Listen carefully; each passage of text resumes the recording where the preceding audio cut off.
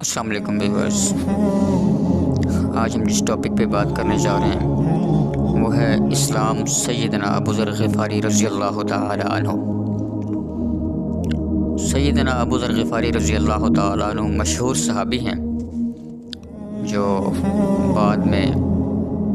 بہت بڑے زاہدوں اور علماء میں سے ہوئے۔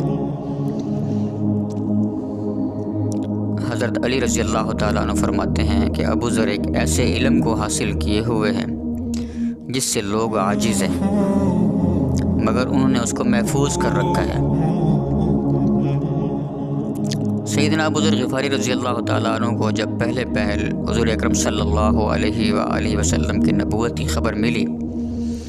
تو انہوں نے اپنے بھائی کو تحقیقات کے واسطے، حالات کی تحقیقات کے واسطے مکہ مکرمہ بھیجا کہ جو شخص یہ دعویٰ کرتا ہے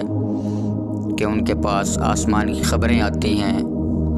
اور وحی آتی ہے، ان کے حالات معلوم کریں اور ان کے کلام کو غور سے سنیں۔ ان کے بھائی مکہ مکرمہ آئے اور حالات معلوم کرنے کے بعد اپنے بھائی کو جا کر بتایا کہ میں نے ان کو عمدہ باتوں اور اچھی باتوں اور عمدہ اخلاق کا حکم کرتے دیکھا، اور ایک ایسا کلام سنا جو نہ شعر ہے نہ کاہنوں کا کلام ہے۔ تو ابو ذر رضی اللہ تعالیٰ عنہ نے جب یہ بات سنی اپنے بھائی سے تو ان کی اس مجمل بات سے تشفی نہ ہوئی تو خود سامان سفر کیا اور مکہ مکرمہ پہنچے، سیدھے مسجد حرام میں تشریف لائے اور ایک دن پورا وہاں گزر گیا۔ تو پوچھا کسی سے نہیں اور پتہ چلا نہیں، اور شام کو جب حضرت علی رضی اللہ تعالیٰ عنہ نے ان کو دیکھا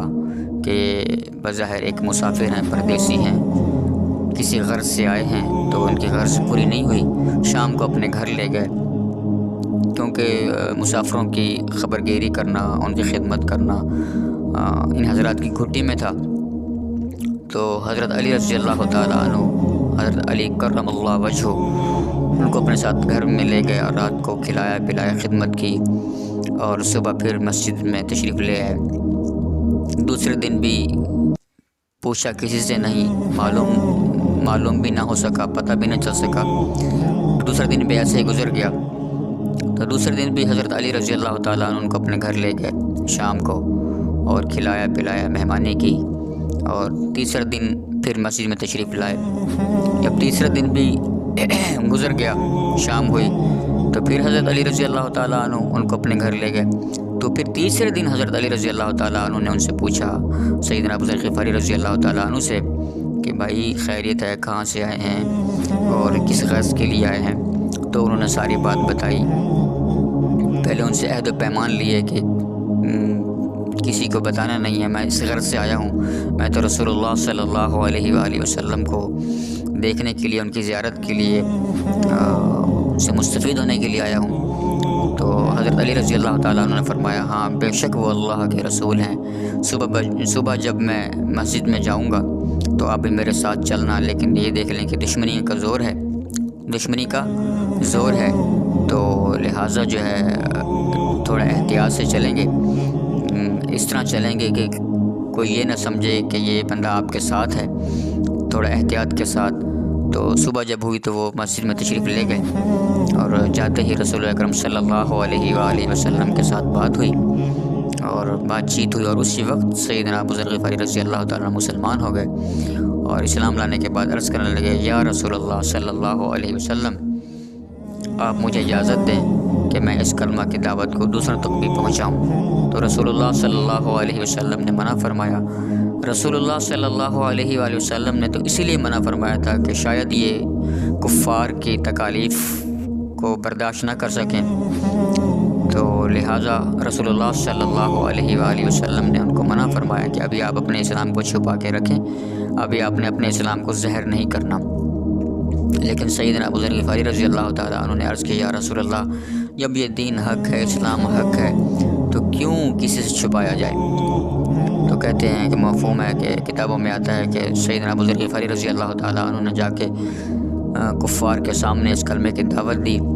کلمے کو اونچی آواز آواز بلند آواز میں پڑھا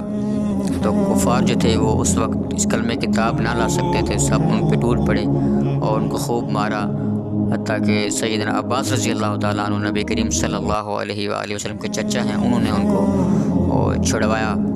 اور ان سے کہا کہ بھئی یہ تو شخص جو ہے یہ قبیلہ غفار کا ہے، اور قبیلہ غفار جو ہے یہ ملک شام کے راستے میں پڑتا ہے، اور تم سب لوگوں کی جو تجارت ہے وہ ملک شام کے ساتھ ہے، اگر یہ بندہ شہید ہو گیا تو تمہارا ملک شام میں آنا جانا اور یہ تجارت سب بند ہو جائے گی۔ تو اس بات پہ انہوں نے جا کے ان کو چھوڑا، اور دوسرے دن پھر سیدنا ابو ذر غفاری رضی اللہ تعالیٰ عنہ نے بآواز بلند کلمہ پڑھا، اور پھر وہ کافر جو تھے کفار مکہ جو تھے وہ اس کلمے کی تاب نہ لا سکتے تھے سننے کی، پھر ان پہ ٹوٹ پڑے اور ان کو مارنا شروع کیا،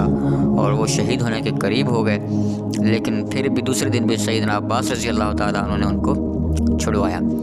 تو محترم سامعین، کہنے کا مقصد یہ ہے کہ حضرات صحابہ کرام رضوان اللہ تعالیٰ مجمعین جب کلمہ پڑھ لیتے تھے تو وہ اس انتظار میں نہیں رہتے تھے کہ اب میں کلمہ کو سیکھوں گا، اس کے مقصد کو سیکھوں گا، اس کے بعد جو ہے میں دوسرے جو اسلام کے جو ارکان ہیں ان سب کو سیکھوں گا، پھر ان کو اس کلمے کو آگے فارورڈ کروں گا، نہیں، بلکہ وہ کلمہ پڑھتے ہی یہ سمجھتے تھے کہ اب یہ میری ذمہ داری ہے کہ اس کلمے کو آگے تک پہنچانا، دوسروں تک اس کلمے کی دعوت کو پہنچانا اور اس کلمے کی اشاعت کرنا۔ اللہ سبحانہ و تعالی ہمیں بھی عمل کی توفیق عطا فرمائے، اور ہمیں بھی دعوت والے کام کی سمجھ نصیب فرمائے، اور ہمیں بھی اللہ سبحانہ و تعالی قیامت تک کہنے والے انسانوں کے لیے ہدایت کے خیر کا ذریعہ بنائے۔ اللہ سبحانہ و تعالی ہمیں صحابہ کرام رضوان اللہ تعالی مجمعین کی سیرت پر چلنے والا بنائے۔ انشاءاللہ ملتے ہیں کسی اور اچھی سی ویڈیو میں، تب تک کے لیے اجازت، اللہ حافظ، السلام علیکم ورحمۃ اللہ وبرکاتہ۔